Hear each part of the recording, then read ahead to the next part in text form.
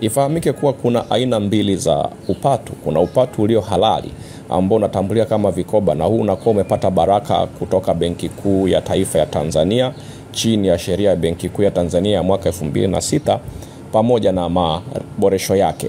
Lakini kuna upatu usio halali. Huu upatu ndio unaotambulika kama pyramid scheme au ponzi scheme.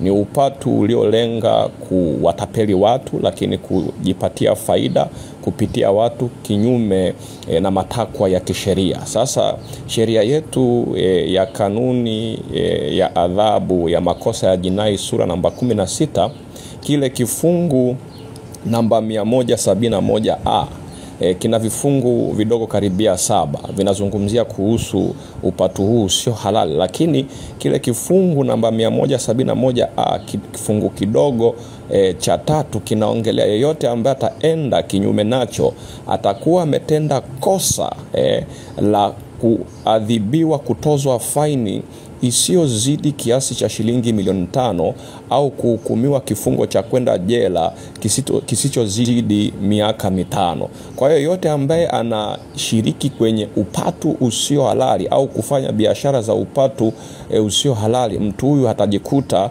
akiadhibiwa sawa na kifungo ambacho nimekutajia. Kwa hiyo ni muhimu sana kwa watu ambao wanataka kuendesha upatu waweze kufuata matakwa na maelekezo yaliyomo kwenye sheria zetu za nchi, ikiwemo sheria ya Benki Kuu ya Taifa ya Tanzania, lakini ikiwemo kuwa makini wasije wakakosea wakakutana na mkono wa adhabu kutoka kwenye sheria ya kanuni ya makosa ya adhabu ya jinai sura namba 16 sawa na kile kifungu namba 171 kifungu kidogo cha 3. Asante sana.